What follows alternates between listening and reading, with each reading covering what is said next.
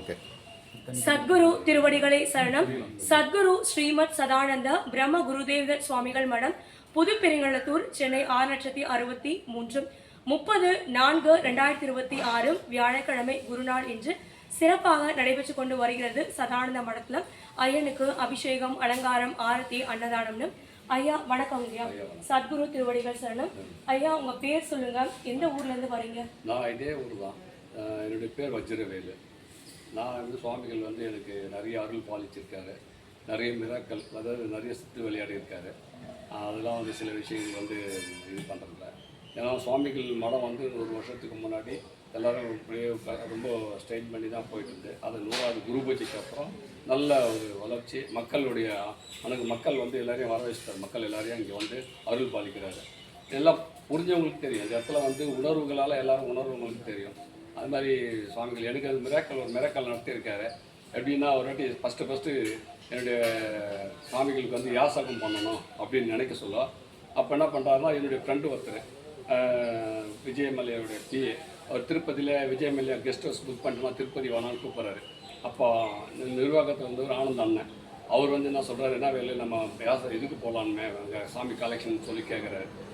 இல்லைன்னு நான் சொல்லிட்டு நான் அவங்க தம்பியும் வேறு ஒருத்தர் அனுப்பிச்சி வச்சிட்டேன். நீங்கள் வாங்க நம்ம கலெக்ஷன் போகலான்னு சொல்லிட்டு சொல்லும்போது நான் ஆனந்த் அண்ணன் கூட சேகர்னு சொல்லிட்டு அவங்க நாங்கள் போய் இதில் டி நகர் போகிறோம். ஒரு கடையில் போய் திருப்பதி லட்டு கையில் வச்சாங்க.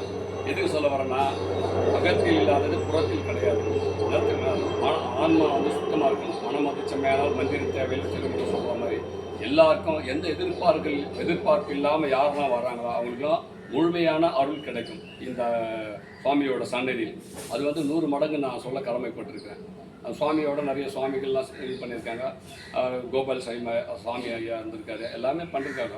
அதனால் இது இன்னும் நல்லா நமக்கு அருள், எல்லா மக்களும் அந்த அருள் பெற்று பரிபூரண கடாட்சன்னு சொல்லுவாங்க, அதுமாதிரி பரிபூரண ஆசி பெற்று எல்லோரும் நல்லா இருக்கணும்.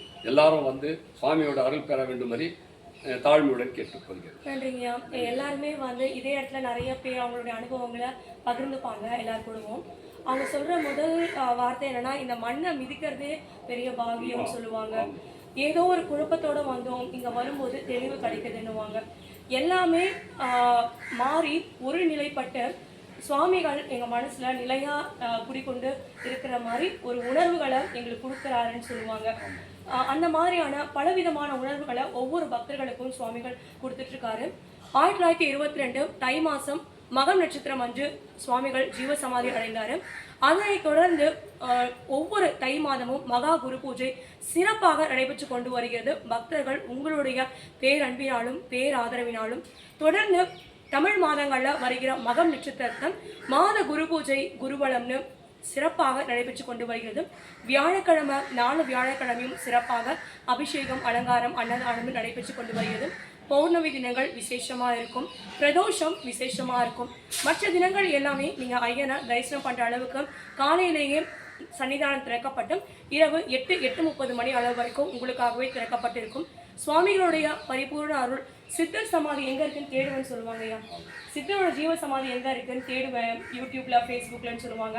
அந்த ஒரு கஷ்டம் உங்களுக்கு இருக்கக்கூடாதுன்னா நம்ம பெருங்காலத்தூரில் ஐயனுடைய ஜீவ சமாதி பற்றி நம்ம யூடியூப் சேனல், சுவாமி பேர் நவகண்ட யோகீஸ்வரர் சதானந்தர். சுவாமி பேர்லேயே யூடியூப் சேனல் ஸ்ரீ சதானந்த மற்றும் ஃபேஸ்புக், இன்ஸ்டாகிராம் பேஜஸில் தொடர்ந்து நம்ம யூடியூப் பதிவுகள் எல்லாமே பண்ணிட்டு இருக்கோம். சுவாமியோட அதிசயங்கள் பற்றி மென்மேலும் நீங்கள் நிறைய விஷயங்கள் நீங்கள் ஷேர் பண்ணியிருக்கீங்க. அதுக்காக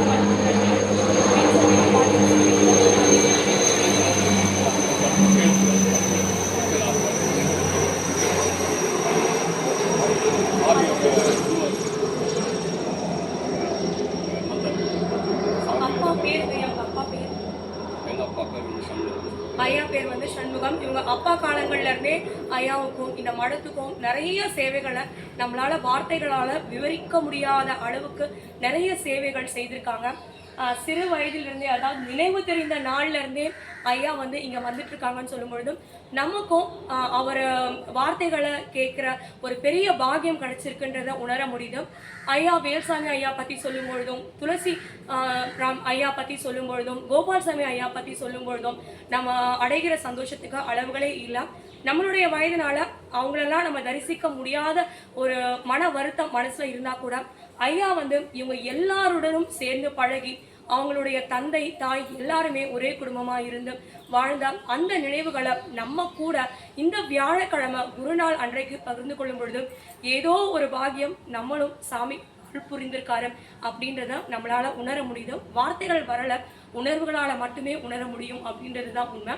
அவசியம் நீங்க எல்லாருமே வந்து கலந்துக்கணும். ஐயா நாளைக்கு சித்ரா பௌர்ணமி, எல்லாரும் வந்து கலந்து சாமியோட அருளாசி பெறும்படி தாழ்மையுடன் கேட்டுக்கொள்கிறேன். நன்றிங்க ஐயா, ரொம்ப சந்தோஷம். அடுத்தடுத்த நிகழ்ச்சிகள்ல நீங்க சுவாமிகளுடைய பாடல்கள் வச்சிருக்கேன்னு சொல்லியிருக்கீங்க. அந்த பாடல்களை நீங்க சொல்லி அதுக்கான விளக்கங்களும் கொடுத்தோம்.